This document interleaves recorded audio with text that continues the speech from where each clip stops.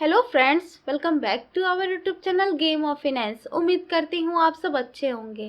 तो फ्रेंड्स, आज इस वीडियो में हम बात करेंगे एक और नए आईपीओ के बारे में जो 8 सितंबर को ओपन होने जा रही है और कंपनी का नाम है यूनी हेल्थ कंसल्टेंसी लिमिटेड। तो फ्रेंड्स, आगे इस वीडियो में हम जानेंगे company profile, company financial, object of the issue, valuation, peer comparison, IPO detail, important date और करंट जीएमपी के बारे में, और जानेंगे कि क्या इस आईपीओ के लिए अप्लाई करना सही रहेगा या नहीं। तो चलिए शुरू करते हैं। तो सबसे पहले बात करें कंपनी प्रोफाइल की, तो यूनी हेल्थ कंसल्टेंसी लिमिटेड 2010 में स्टार्ट हुई थी और ये company health care service provide करती है जो मुंबई में स्थित है, और साथ ही ये कंपनी अफ्रीकन देशों में भी ऑपरेट कर रही है। यूनी हेल्थ कंसल्टेंसी लिमिटेड के बिजनेस सेगमेंट की बात करें तो उसमें आता है medical centre, hospital, consultancy services, pharmaceutical और मेडिकल प्रोडक्ट का डिस्ट्रीब्यूशन और मेडिकल वैल्यू ट्रेवल। कंपनी के 200 बेड का 2 multi super speciality hospital Uganda में, 120 बेड का हॉस्पिटल कानो में और 80 बेड का हॉस्पिटल नाइजीरिया में ऑपरेट कर रही है। और तंजानिया में यूनी हेल्थ मेडिकल सेंटर के नाम से एक डेडिकेटेड डायलिसिस फैसिलिटी भी चल रही है। ये तो बातें हो गई कंपनी से जुड़े डिटेल्स की। अब बात कर लेते हैं आईपीओ डिटेल की। तो 8 से 12 सितंबर तक आईपीओ ओपन रहेगा और यूनी हेल्थ कंसल्टेंसी का आईपीओ प्राइस 126 से 132 रुपए पर शेयर कंपनी ने तय किया है। 42,84,000 फ्रेश शेयर इशू होंगे जिसकी कीमत 56 करोड़ होगी और ऑफर फॉर सेल के तहत कोई भी शेयर इशू नहीं होंगे। तो टोटल आईपीओ साइज 56 करोड़ का ही रहेगा। 1000 शेयर्स का एक लॉट रहने वाला है और एक लॉट अप्लाई करने के लिए आपको कम से कम 1,32,000 रुपए खर्च करने पड़ सकते हैं। फेस वैल्यू 10 रुपए पर शेयर रहेगा और रिटेलर के लिए 35% का कोटा रिजर्व किया गया है और ये कंपनी एनएससी एसएमए में लिस्ट होगी। और अब बात कर लेते हैं आईपीओ के इम्पोर्टेंट डेट की। तो 8 सितंबर को आईपीओ ओपन होगा और 12 सितंबर तक ओपन रहेगा अप्लाई करने के लिए। 15 सितंबर तक आईपीओ अलॉट होने की उम्मीद है और जिन्हें आईपीओ अलॉट नहीं हुआ होगा उन्हें 18 सितंबर तक रिफंड मिल जाएगा। और सब कुछ तय डेट के मुताबिक रहा तो 20 सितंबर तक डीमेट अकाउंट में शेयर क्रेडिट कर दिए जाएंगे और 21 सितंबर को आईपीओ लिस्ट हो जाएगा। अब बात कर लेते हैं ऑब्जेक्ट ऑफ द इशू की। तो कंपनी जुटाए हुए फंड का इस्तेमाल अपने अफ्रीकन कंट्रीज के ज्वाइंट वेंचर्स के वर्किंग कैपिटल की जरूरतों को पूरा करने के लिए करेगी और साथ ही कॉर्पोरेट पर्पस और इशू एक्सपेंस के लिए भी फंड का इस्तेमाल किया जाएगा।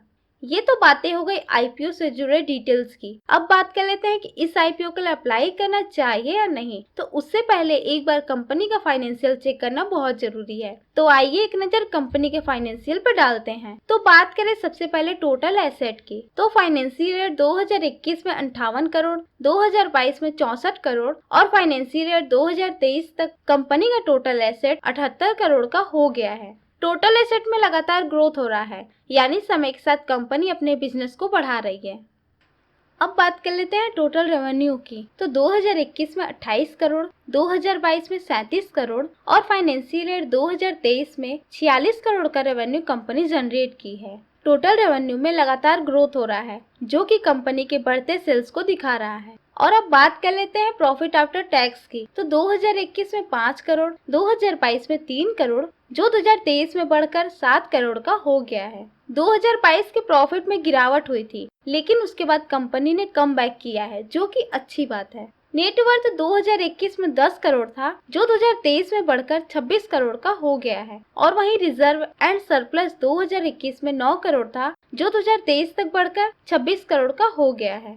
नेटवर्थ और रिजर्व एंड सरप्लस में कंपनी ने बढ़िया ग्रोथ दर्ज किया है।